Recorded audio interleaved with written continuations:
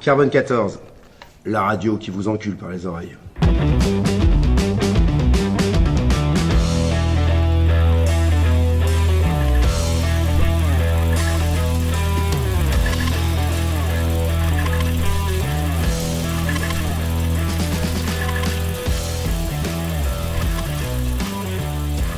Alors ça, c'est l'annonce de Carbone 14.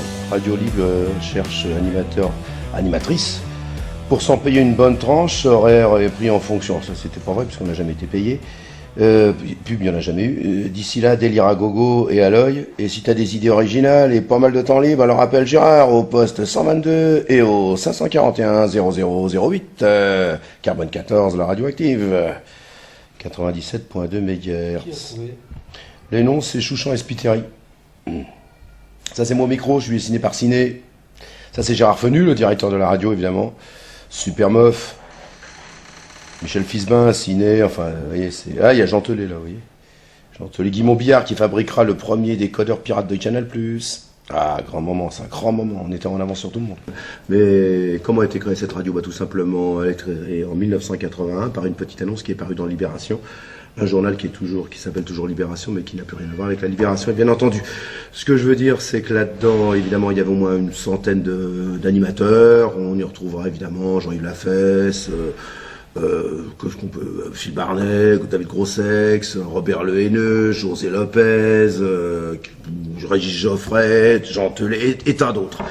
Ça durera 3 ans, il y aura eu 3 lieux, il y aura eu beaucoup d'énergie, une formidable envie d'en découdre avec la liberté d'expression, donc à la fin, CRS. À cause de qui? Monsieur Georges Filiou, surtout, la haute autorité. Ça part pas. Vas-y. Alors. Allez, non, oui, non, oui. non. Vous écoutez? Ouais, non. Ça donne 14. Aïe!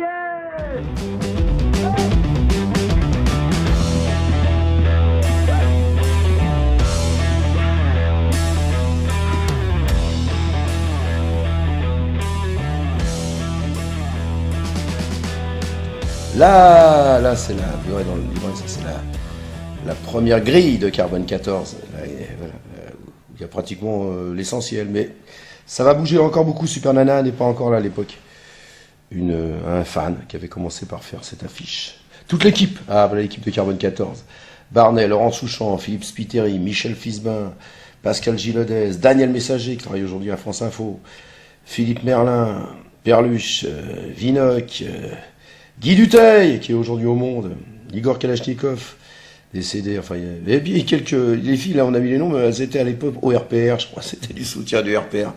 On les foutra dehors, pas elles, hein, mais les anciens du RPR, on les foutra à coups de pompe dehors. Alors, pourquoi y a-t-il eu qu'un seul film? Alors, cette question-là, j'y ai jamais répondu, mais par contre, je peux vous dire pourquoi il y a eu 16 films, parce qu'on a senti que c'était chaud.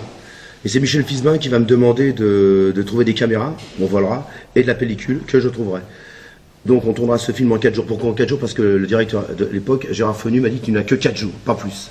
Et je veux pas de bruit, je veux pas que tu me fasses chier, etc.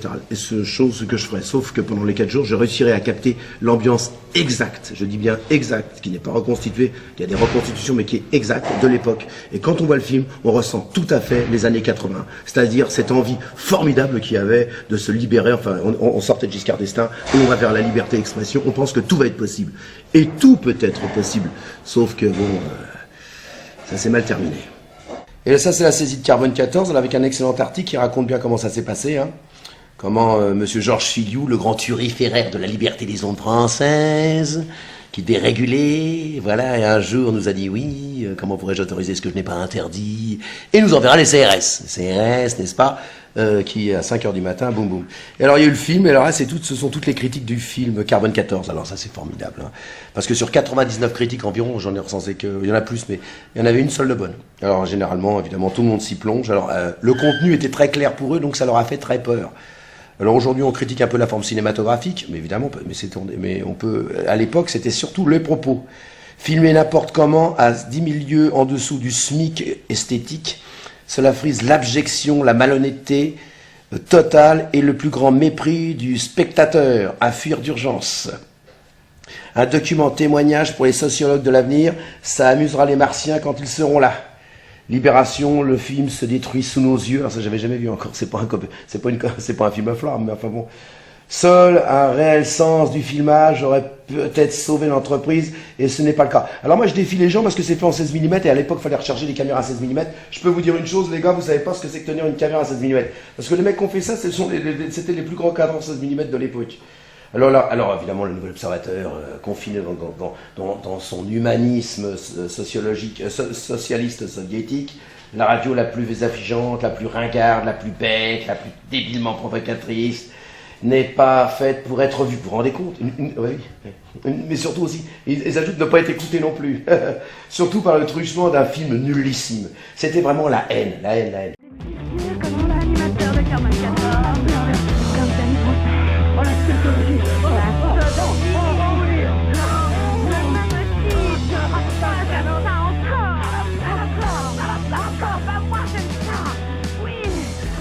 Pourquoi ce film me pose tant de problèmes? C'est parce que on sort en DVD, ça fait 30 ans qu'il sort pas, et quand je l'ai revu récemment, j'ai eu l'impression plus pas d'un film mais d'un manifeste. J'ai compris une chose, c'est qu'au Festival de Cannes, avant d'y aller, le film devait sortir dans 70 salles en France, par UGC. UGC refusera de le sortir finalement, et c'est un petit distributeur, La Talent, Gérard Bourgeois, qui le sortira dans 2 salles. Voilà. Et je comprends aujourd'hui la portée de ce message, puisque quand je revois le film, qu'est-ce que je vois? Je vois tout ce qui manque aujourd'hui. Et je vois la saloperie qu'a fait ma génération. Ma génération, moi j'ai 58 ans. C'est une génération qui élèvera ses enfants non pas dans cette liberté d'expression, mais dans une liberté dite morale. Faire bien les choses, être gentil avec machin, faire cette espèce de citoyenneté. On va inventer d'ailleurs pour eux SOS Racisme, qui sera fabriqué entièrement par ces gars-là. On va leur fixer un monde moral. Et c'est vrai que la dernière fois, quand on a projeté le film à la clé, j'ai eu le sentiment, quand j'ai vu un gosse de 20 ans, ne pas comprendre. Je me dis, mais c'est pas possible. Pourquoi eux, ils faisaient ça? Et pourquoi nous, on nous dit, oui, fais attention à ce que tu dis, comporte-toi correctement, ne sois pas incontrôlable. Rien que cette phrase-là. Moi, on me dit que je suis incontrôlable. Mais dire à un enfant qu'il est incontrôlable, ça veut dire qu'il y a un contrôle. Ça veut dire qu'il faut se comporter comme à l'armée. Vous savez, au début, quand vous allez à l'armée, on vous dit, attention, si tu fais une connerie, tu fais pénaliser toute la chambrée. C'est exactement ce qui se passe aujourd'hui. On dit à son enfant, on lui fait peur. On lui dit, non, ne sois pas incontrôlable. Sois comme les autres. Sois soumis. Mollasse. Voilà. Obéis. Et c'est un des problèmes de fond qu'on trouve à travers ce film. C'est qu'on voit des gens qui ne sont pas incontrôlables, mais qui ont envie de vivre, qui ont envie de liberté. Dans une situation comme on vit actuellement, difficile quel pays, c'est pas avec des CRS qu'on va régler les problèmes, mais c'est avec de la culture. La culture et la santé, c'est ça qui bâtit les civilisations. Quand vous n'avez pas de culture, ou vous avez une culture mollasse, vous voyez ce que je veux dire en ce moment? Vous les entendez beaucoup, les gens de la culture? Vous entendez personne. Parce qu'ils chutent tous dans leur benne. Et pour une raison bien particulière, c'est que on ne sait pas ce qui va se passer. On est comme dans un régime soviétique, finalement. On se dit, on attend, on a peur, on se cache. Et si j'avais pas ma subvention?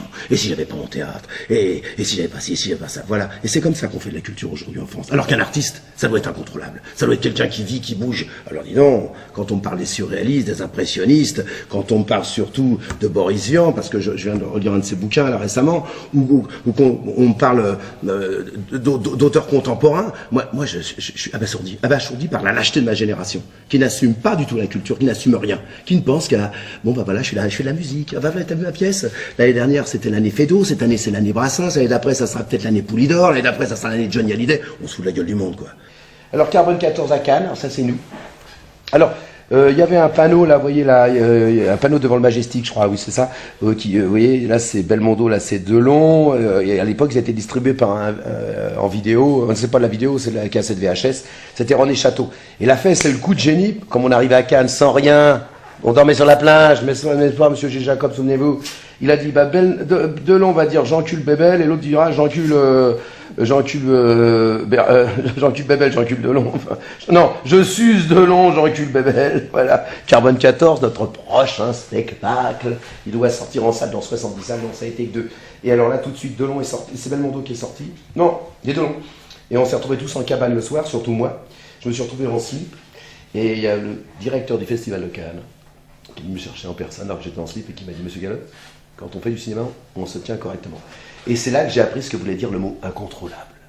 Voilà. Quand vous faites de la culture, jeune, je m'adresse aux écoles de théâtre, de cinéma et de culture, il faut être contrôlable. Contrôlable, c'est-à-dire soumis. Hein? Soumets-toi à tes maîtres, soumets-toi à ton environnement qu'il y a autour, sois bien obéissant, sois bien gentil. Hein? Voilà. Incontrôlable, c'est pas artiste pour, il faut être contrôlable. Voilà. c'est-à-dire lèche-cul. Je ne comprends pas pourquoi la France aime tant la collaboration. Voilà. Et pourquoi on nous parle de grande liberté ailleurs dans le monde, alors que nous-mêmes, on n'est pas capable chez soi de l'assumer. Je veux dire, on est bien dans le pays de Voltaire, on est bien dans le pays de Choron, de Charlie Hebdo, oui, mais avec le contrôle. Avec le contrôle.